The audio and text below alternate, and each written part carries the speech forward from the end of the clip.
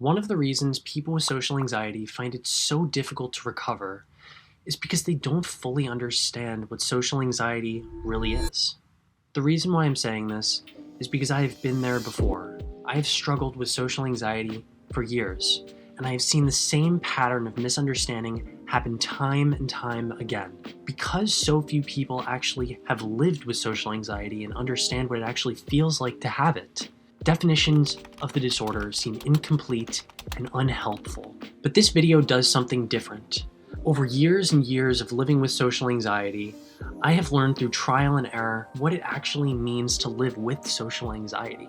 If you finish watching this video, I will guarantee you that you will understand what social anxiety is, where your social anxiety is coming from, and how you can use this knowledge in your recovery process. Let's get straight into it. To start this video off, it's important for us to address what most people think social anxiety is. Most people tend to associate social anxiety with fear. You can even go on Google and look it up right now. Type in the words, "what is social anxiety?" and you will find the words fear of embarrassment, fear of humiliation, fear of negative social evaluation. The list goes on and on. But while social anxiety does have an element of fear involved, it isn't just the fear that is causing social anxiety. In fact, I would even argue that fear is just the tip of the iceberg. Because while, like I said, fear is involved in social anxiety, there is another emotion that gets very rarely talked about when in discussion with the disorder itself: shame. Shame is the belief that some part of you, whether good or bad, is flawed or unworthy. And it is shame mixed with fear that leads to social anxiety. But I am going to take this statement a step further. I am going to propose to you that it is not just shame and fear that leads to social anxiety, but that it is the shame that causes the fear itself. Because think about it like this. If you fully believed that all of you was whole and that no parts of you needed to be hidden from the world, what would you have to fear in social situations? You could go up and talk to people and bring up all parts of yourself and have absolutely no fear that any parts of you are wrong or flawed to begin with. So it is the shame that leads to the fear in social anxiety. So now that we know this, the next rational question is, how does this redefine what social anxiety is for us? Like I said in the beginning of the video, definitions of social anxiety feel incomplete and unhelpful. And the reason for this is because it just takes into account the fear aspect of it while minimizing the impact of the shame itself. In other words, a way that we can change this definition is by reframing it like this. We as patients don't fear judgment itself. What we really fear is authentically showing ourselves to the world. Therefore, what social anxiety really isn't a fear of judgment, or it isn't just a fear of judgment. It is a fear of authentically presenting ourselves to other people. The reason why I believe this definition of social anxiety is so much better than in the beginning is because it takes into account the fear and the shame. It isn't just about other people. It's also about coming into contact with our authentic self and presenting that to the world around us. So where do we go from here?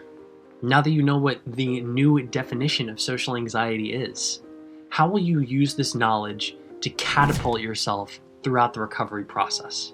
Now that we know that shame is what is driving your fear, we need to shift our perception of exposure therapy. Now, exposure therapy for years has been paramount in resolving people's fears to phobias, such as a fear of snakes or a fear of spiders, by consistently introducing the stimulus, or the spider or the snake, to the person who is afraid of it. The rationale of this therapy is that consistent exposure over time will reduce the person's fear to the stimulus. But social anxiety is not an external fear. It's not just a fear of judgment, like I said. It is a fear of authentic self-exposure. So exposure therapy in this regard does not work in the same way that it does for other phobias. There needs to be an additional variable in addition to just exposure alone that will help you throughout the recovery process. And something that I've done throughout my recovery process that has helped me is to tackle the shame in addition to the fear.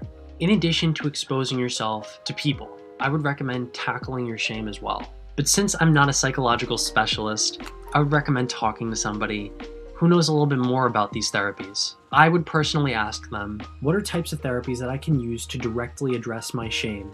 What are things that I can use outside of typical therapy sessions that I can use to bring my authentic self to light in front of others? And I'm sure your therapist will recommend you some amazing options that you can use. So in conclusion, one thing that I would have you take away from this video is this. Social anxiety is not just a fear of judgment. It is a core belief system that convinces you that you can't show your authentic self to the world. Once you stop viewing social anxiety as just an ordinary fear, it will begin to change your recovery process enormously. You won't view it as forcing yourself into confidence or desensitization. You will view it more as a transformation of your identity as a whole. In this channel, I cover how I was able to overcome social anxiety by transforming my identity step by step. If this perspective of overcoming social anxiety resonates with you, I dive more deep into this in my blog, socialanxietyhaven.com, where I explore shame and identity in a way that goes beyond just surface-level social anxiety advice.